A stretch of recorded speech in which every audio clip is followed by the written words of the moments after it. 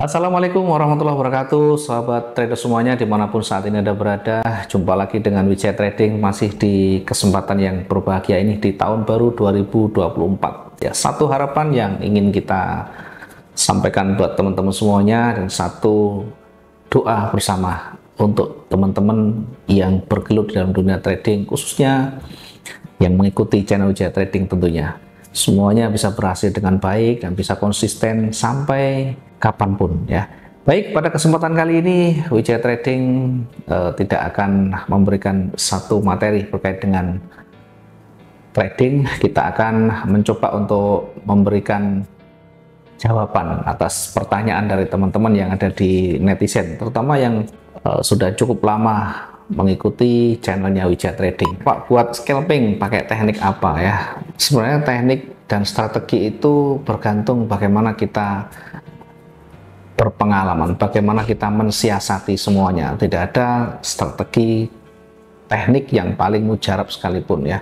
Kita bisa meramu sendiri, meracik sendiri, dan bisa mempraktekkan di latihan dulu sampai betul-betul menemukan teknik yang tepat untuk kita.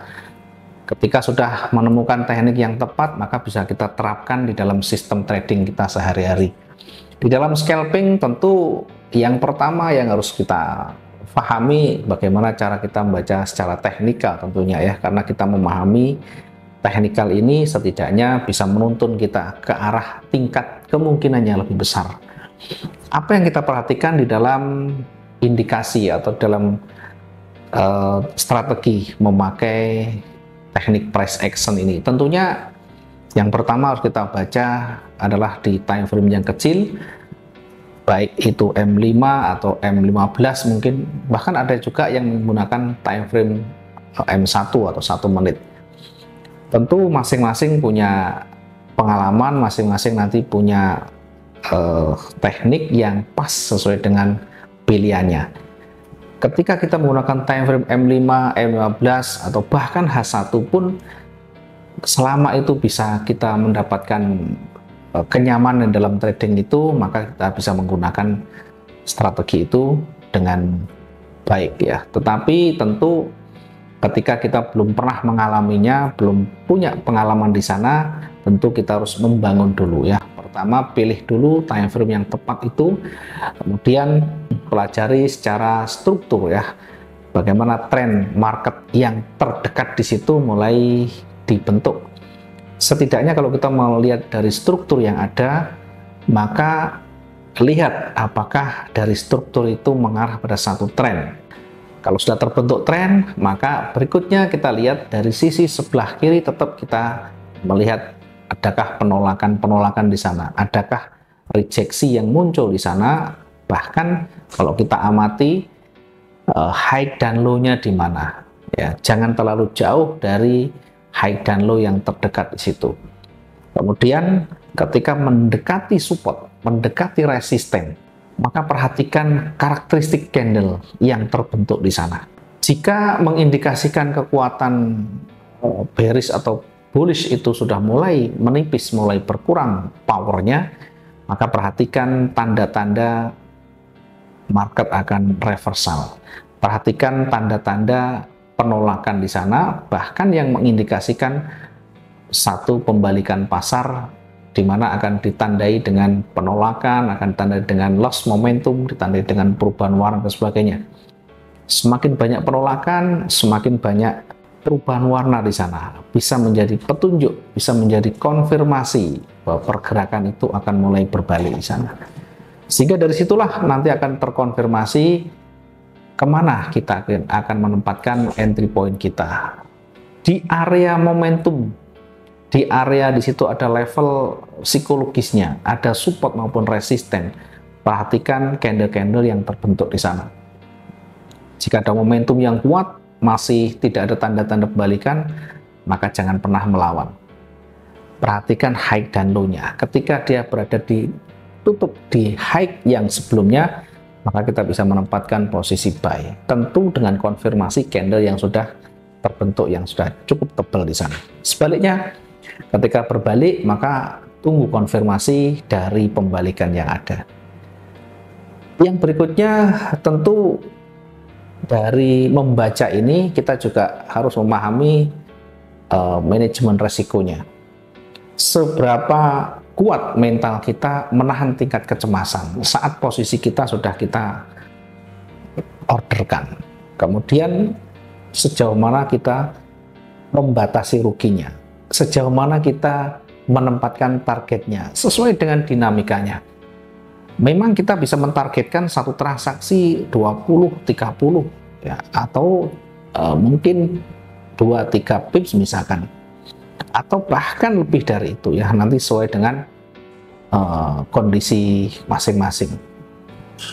Ketika sudah terpenuhi, ada kalanya kita akan menempatkan close posisi ya, atau menempatkan resiko itu saat betul-betul berada di batasan maksimumnya.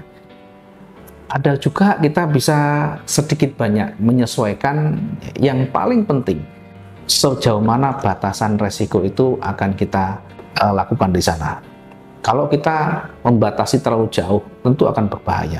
Kalau kita terlalu dekat, tentu juga nanti akan selalu tersentuh batasan resiko kita. Sehingga bijaklah kita menggunakan resiko itu. Di dalam scalping tentu kita berburu dengan waktu. Ya, berburu dengan waktu. Kita bisa bahkan di running itu kita bisa memanfaatkan peluang yang ada, baik itu buy maupun sell. Karena seorang scalper dia hanya membutuhkan pergerakan-pergerakan kecilnya, hanya membutuhkan pips kecil, sehingga begitu kita masuk, kemudian sudah profit sesuai dengan hitungan kita, close selesai. Nanti ada peluang lagi, masuk lagi, close lagi, selesai. Kira-kira itu yang bisa kita sampaikan buat teman-teman yang ada di rumah yang memilih teknik scalping. Ada plus minus yang bisa kita dapatkan ya. Tentu seorang scalper butuh performa, butuh ketahanan, baik ketahanan fisik maupun ketahanan modal yang ada. Jangan terlalu kita mengikuti kondisi keinginan, tapi lihatlah real time-nya, lihatlah realistisnya, sehingga kita betul-betul bisa mendapatkan yang sesuai dengan yang kita rencanakan. Baik, mungkin ini yang kita boleh sampaikan. Selanjutnya nanti akan kita share bagaimana pertanyaan berikut yang lebih jauh berkaitan dengan scalping ini. Lebih jelas nanti bisa ikuti channel Wijaya Trading, link banyak ditempatkan di bawah, silahkan diikuti. Kalau ada pertanyaan silahkan sampaikan, nanti kita akan coba berikan materi tutorialnya. Baik teman-teman semuanya, pertanyaan yang kedua yang berkaitan dengan modal ya. Tentunya setiap orang punya kemampuan modal yang berbeda-beda. Ada yang mampu dengan modal kecil, ada yang mampu dengan modal yang besar, bahkan ada yang mampu dengan modal yang ya, seadanya ya.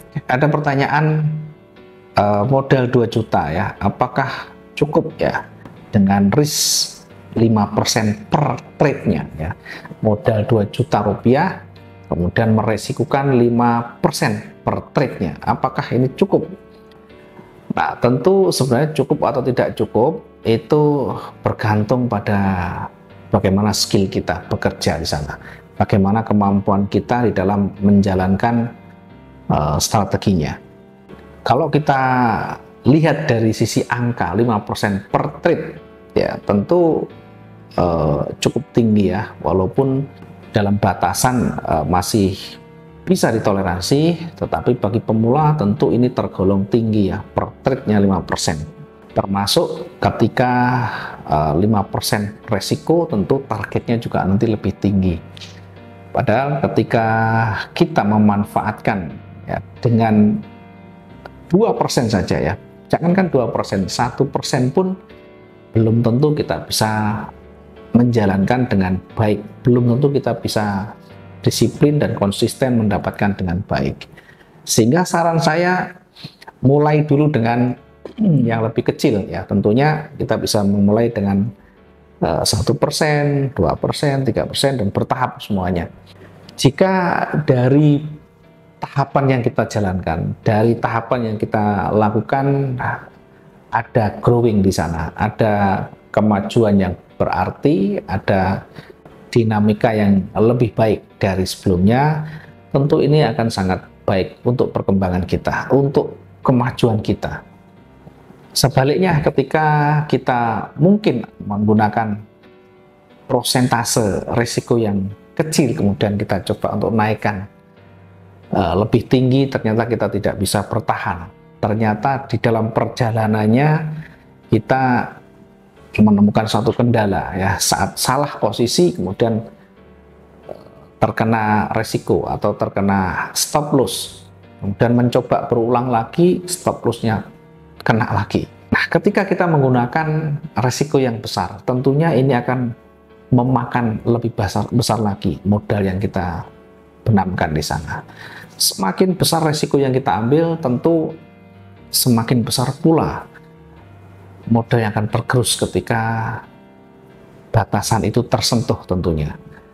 Nah, ini kalau kita tidak siap di awal, tidak punya skill yang cukup di sana. Skill yang saya maksud tentunya bagaimana cara kita membaca kondisi market, bagaimana kita bisa menerapkan risk manajemennya, bagaimana kita bisa memanage psikologi kita.